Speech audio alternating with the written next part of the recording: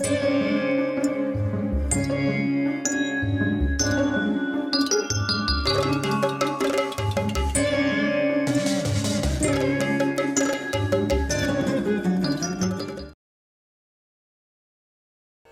దేవవ్రతుడు తండ్రి సారథిని పిలిచి, ఓ సారథి, నువ్వు నా తండ్రికి మిత్రుడు, అందుచేత ఆయన మనస్సు నీకు తెలియకుండా ఉండదు కదా. ఏ కన్య మీద ఆయన మనస్సు లగ్నమై ఉందో చెప్పు, నువ్వు చెప్పినట్లే చేస్తానన్నాడు. ఈ ముసలి మంత్రి చెప్పలే, తప్పించుకున్నాడు మెల్లగా. ఎక్కడ అధికారం నుంచి తీసి పారేస్తాడో అని చెప్పేసి తప్పించుకొని ఏదేదో చెప్పాడు. ఉండొచ్చు అట్లా, ఏదో ఎవరి మీద మోహ పండించి అట్లా అనేసాడు, ఊరికే ఉండిపోయాడు. కానీ ఇక్కడ రథసారథి, ఆమెకేం పదవులు అక్కర్లేదు కదా రథసారథికి. రథసారథిని అడిగాడు. రథసారథి, ఓ రాజకుమారా, మహారాజు గారి మనస్సు ఒక దాసకన్యపై లగ్నమయ్యింది. రాజుగారు దాసరాజుతో నీ కూతురుని తనకిమ్మని కోరాడు. నేను అక్కడే ఉన్నా, నేను పట్టుకొని కింద దింపాలి కదా రాజుగారిని, అక్కడే ఉన్నాను. అందుకు దాసరాజు ఒప్పుకున్నాడు. కానీ ఒక నియమం పెట్టాడు. ఆ నియమానికి ఆ రాజుగారు ఒప్పుకోలేదు. అయితే నా కూతురును నేను ఇవ్వను అన్నాడు దాసరాజు. ఇది విషయం. ఏదో ఒక నియమం పెట్టాడు. ఆ నియమం ప్రకారంగా రాజుగారు ఏం మాట్లాడలేదు. దాసరాజు గారు ఇది నేను ఇవ్వను అన్నాడు. ఇక ఈ విషయంలో మీరు చేయవలసింది చేయండి అన్నాడు. ఇక మీరేమైనా దీన్ని కలిగించుకొని ఏమన్నా చేస్తే చేయవచ్చు. ఇది సంగతి. మహారాజు గారికి దుఃఖం వచ్చిన సంగతి ఇది జరిగిన సంగతి ఇంతే. ఆయన అడిగాడు, అప్పుడు ఇట్లా రాజు చేయాలా అన్నాడు. అంటే దానికి ఏం ఒప్పుకోలేదు ఈయన.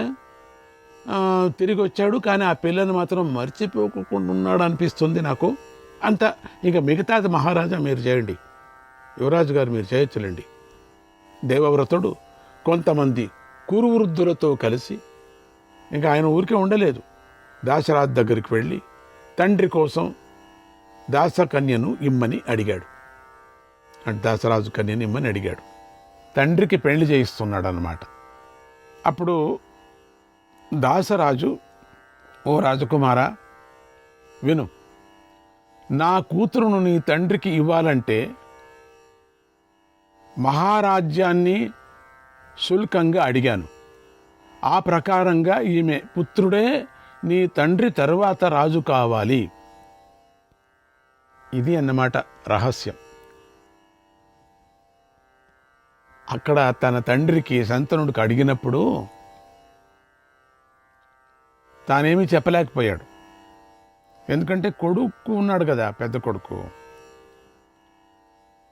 ఆ కొడుకుకు తెలియకుండా ఏమైనా మాట ఇచ్చేస్తే కష్టమవుతుంది కదా. అందుకని కృషించిపోయాడు పాపం. అదిగాకి మనం అనుకున్నట్టుగా పోని 5-6 మంది పెండ్లాలు 5-6 మంది పిల్లలు లేరు కూడా, ఒక్కడే. అది గంగా పుత్రుడు, మహాపరాక్రమవంతుడు. కానీ ఆవిడంతా భవిష్యం చెప్పినప్పటికి కూడా ఏదో ఒక ఆశ ఉండింది కదా, కొడుకుకి పెళ్లి చేయాలని ఉంటుంది కదా, వంశోద్ధారకులు కావాలని ఉంటుంది కదా. అటా ఉంది ఇట్లా ఉంది. ఈ కన్యను మాత్రం వదలలేకపోతున్నాడు. దాశరాజు కన్యను, వాళ్ళ కూతుర్ని వదలలేకపోతున్నాడు. నానా అవస్థపడి కొడుకుకు చెప్పుకోకుండా అవస్థపడ్డాడు. మొత్తానికి ఏదో మంత్రుల ద్వారా తెలుసుకున్నాడు. ప్రస్తుతం నువ్వు ఒక్కడివే సర్వరక్షకుడై ఉన్నావు ఈ రాజ్యానికి. అయినా నీకొక మాట చెబుతున్నాను. ఇంతగా నచ్చిన పెళ్లి సంబంధాన్ని వదులుకుంటే ఇంద్రుడు కూడా బాధపడతాడు. ఈ సందర్భంలో కొన్ని నిజాలు కూడా చెబుతున్నాను విను. ఈ కన్య ఒక ఆర్యపురుషుడి కూతురు. గుణాలలో ఆయన నీతో సమానమైనవాడు. ఆయన రేతస్సు నుండే ఈ సత్యవతి జన్మించింది. ఆయన ఎన్నోసార్లు నీ తండ్రి గురించే నాతో మాట్లాడాడు. అందుచేత సత్యవతికి తగినవాడు శాంతనుడే. ఆ శాంతనుడు అనొచ్చు, శంతనుడు అనొచ్చు. ఆ శాంతనుడే అని ఆయన అభిప్రాయం అని చెప్పాడు. తనకు ఇష్టముంది తన కూతుర్ని అక్కడికి ఇవ్వాలని కూడా. నిజం చెప్పాడు, నా కూతురు ఎట్లా కాదు అని నిజంగా చెప్పాడు. తర్వాత శంతనుడు వచ్చి సత్యవతిని ఇమ్మని అడిగాడు. అందుకు నేను అంగీకరించలేదు. నేను ఆడపిల్ల తండ్రిని కదా, నా భయం నాకుంది. అందుచేత చెప్తున్నాను విను. మీతో సంబంధం కలుపుకుంటే బలవంతులతో శత్రుత్వాన్ని తెచ్చిపెట్టుకున్నట్లు అవుతుంది.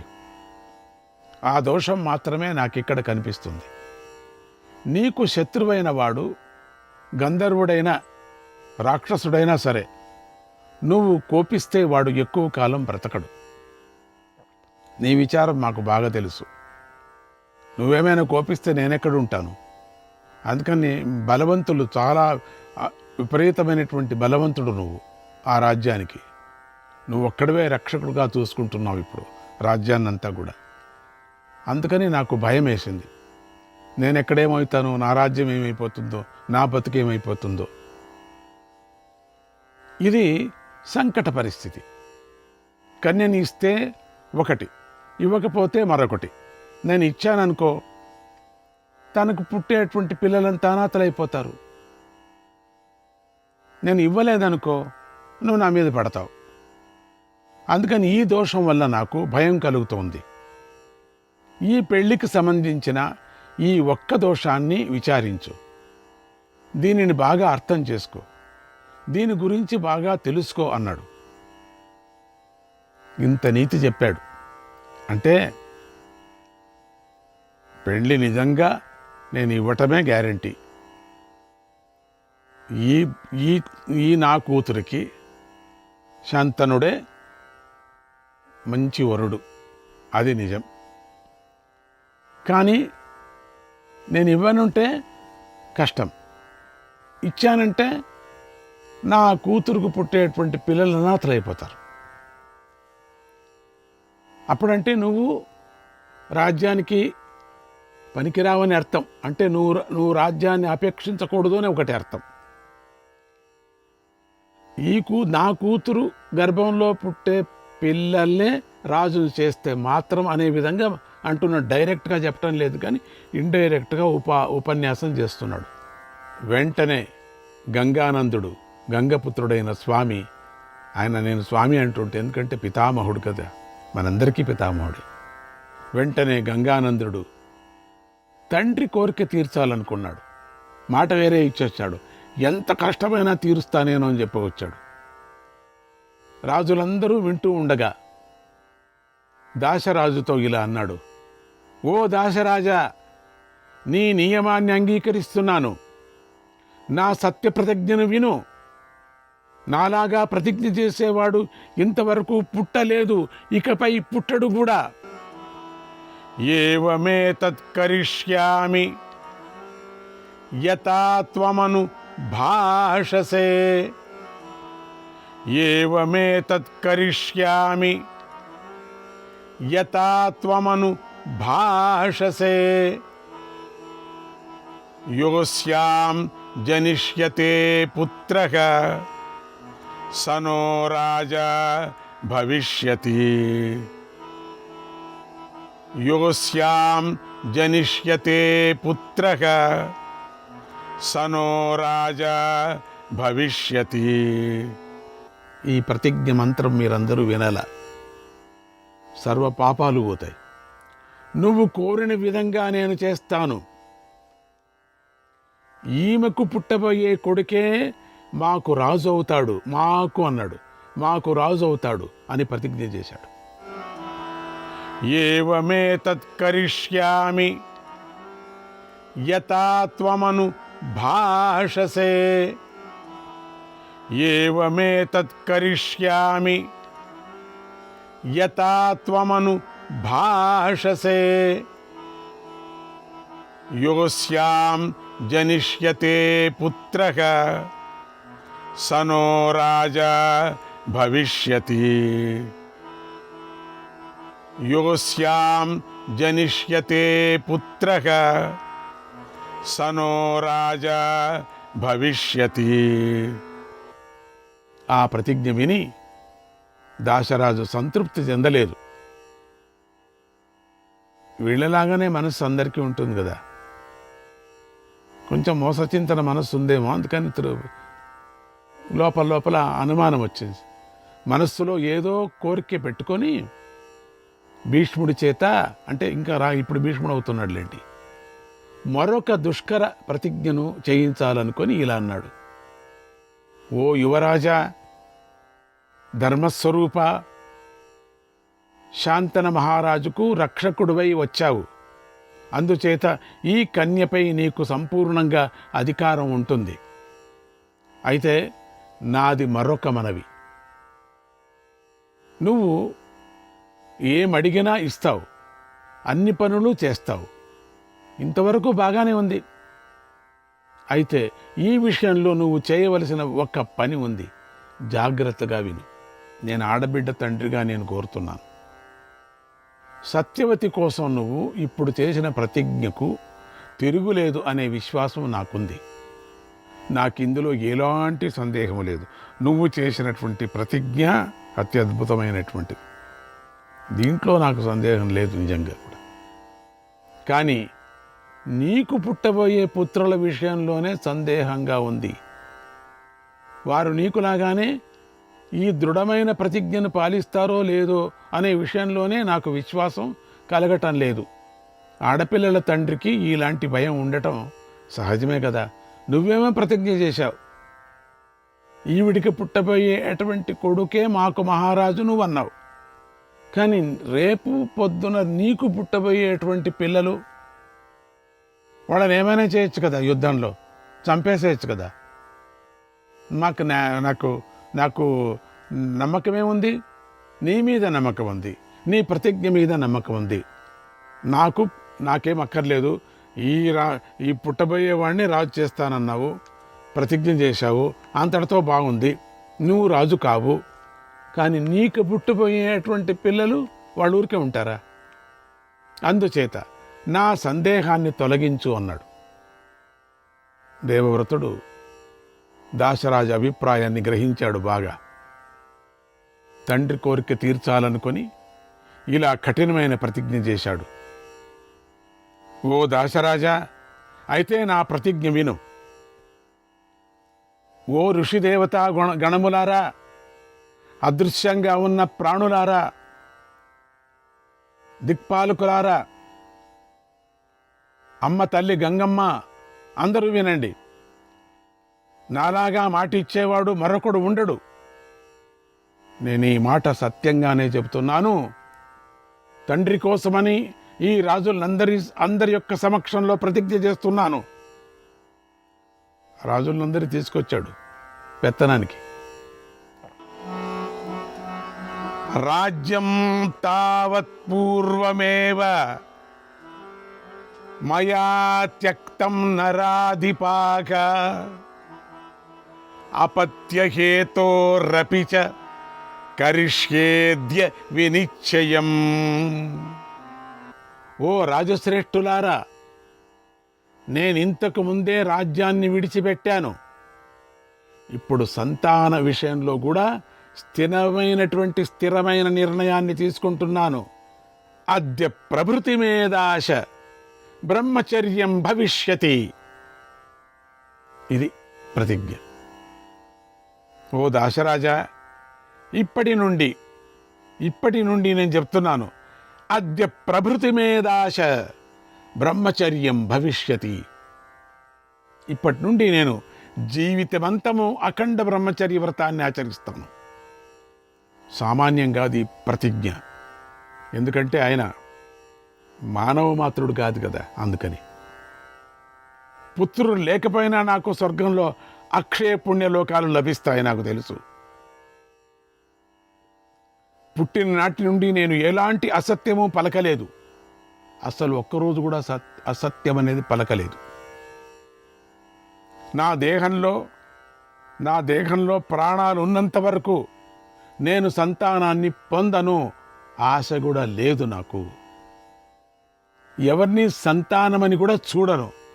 చూస్తే కదా సాకిన కొడుకులు అవుతారు, వాళ్ళకేదో అంటగట్టాలా అనిపిస్తుంది. నాకు వద్దు, నీ కూతురును నా తండ్రికి ఇవ్వు, రాజ్య స్త్రీ భోగాలను ఈ క్షణం నుండే వదిలిపెడుతున్నాను, ఇప్పటి నుంచే వదిలేస్తున్నాను అని తన తల్లి అయినటువంటి గంగ నీళ్లు తీసుకొని దారబోసేశాడు. అంతే, తల్లి కదా. ఊర్ధ్వరేతస్కుడువైన నైష్ఠిక బ్రహ్మచారిగా ఉంటాను ఈ రోజు నుంచి నేను. ఈ మాట నీకు సత్యంగా చెబుతున్నాను అన్నాడు. ఈ కఠోరమైన ప్రతిజ్ఞను విని దాశరాజు శరీరం పులకించిపోయింది. భయపడ్డాడు కూడా కాసేపు. వెంటనే నా కూతురుని నీ తండ్రికి ఇస్తాను అని మాట ఇచ్చాడు. ఆ సమయంలో ఆకాశం నుండి అప్సరసలు, దేవతలు, ఋషులు అందరూ అంతరిక్షంలో చూస్తూ పుష్పవృష్టిని కురిపించారు. అభ్యవర్షంత కుసుమై భీష్మోయామితి చాబ్రువను. పూలవాన కురిపించి ఈ భయంకరమైన ప్రతిజ్ఞ చేసిన ఈతడు నేటి నుండి భీష్ముడనే పేరుతో పిలువబడతాడు అని ప్రశంసించారు. పూలవాన కురిపించారు. దేవతలంతా వచ్చి చూస్తున్నారు. ఒక్క తల్లి మాత్రం ఏడుస్తూ ఉందట. అది ఇప్పుడు చెప్పలేను నేను, తర్వాత చెప్తాను సందర్భం. తర్వాత భీష్ముడు తండ్రి కోరిక తీర్చాలని సత్యవతితో, అమ్మా రథమెక్కు తల్లి, మన ఇంటికి వెళదామన్నాడు. అమ్మ ఇప్పుడే అమ్మ అయిపోయింది. అది అమ్మా పిన్ని అనలేదు. మామూలు మనమంతా పిన్ని అంటూ ఉంటుంది. అమ్మా రథమెక్కు, ఎందుకంటే రాజ్యాధిపతి ఆవిడే కదా, రాజమాత ఈయనకు ఇప్పుడు. అమ్మా రథమెక్కు తల్లి. సత్యవతి రథమెక్కింది. భీష్ముడు ఆమెను హస్తినాపురానికి తీసుకొచ్చి శాంతనుడికి అప్పగించాడు. భీష్ముడు చేసిన ఈ దుష్కర కార్యాన్ని చూసి అక్కడ ఉన్నవారు ఈ రాకుమారుడు నిజంగా భీష్ముడే అని ఏకకంఠంతో మెచ్చుకున్నారు. దేవతల నుంచి, మనుషుల నుంచి, రాజుల నుంచి, అష్టదిక్పాలకుల నుంచి అందరూ భీష్మ అన్నారంట ఒక్క పర్యం. భీష్ముడు, శాంతనుడు కూడా ఈ దుష్కర కార్యం గురించి విని ఆనందించి భీష్ముడికి ఇలా ఒక అద్భుతమైన వరాన్ని అనుగ్రహించాడు. నతే మృత్యుకు ప్రభవిత యావజ్జీవితమిచ్చసి, నతే మృత్యుకు ప్రభవిత యావజ్జీవితుమిచ్చసి, త్వత్తో హ్యనుజ్ఞాం సంప్రాప్య మృత్యు ప్రభవితానఘ. నువ్వు ఇక్కడ జీవించాలని ఓ పాపము లేనివాడా, ఓ అనఘ, పాపము లేనివాడా, అనఘ అంటే పాపము లేనివాడా, నువ్వు ఇక్కడ జీవించాలని అనుకున్నంత కాలము మృత్యువు నిన్నేమీ చేయలేదు. నీ అనుమతిని తీసుకున్న తర్వాతే మృత్యువు నీపై తన ప్రభావాన్ని చూపిస్తుంది అని శాంతనుడు భీష్ముడికి అమోఘమైన వరం ఇచ్చాడు. స్వచ్ఛంద మరణాన్ని అనుగ్రహించాడు. అంత శక్తివంతుడు శాంతనుడు. శాంతనుడైన సామాన్యవాడం కాదు. ఇవన్నీ తెలుసుకొని ఈ భూలోకానికి వచ్చారు. ఇక్కడ ఏదో పెద్ద కార్యం చేయబోతున్నారు. అంతకని శ్రీకృష్ణాయ పరమాత్మనే నమః.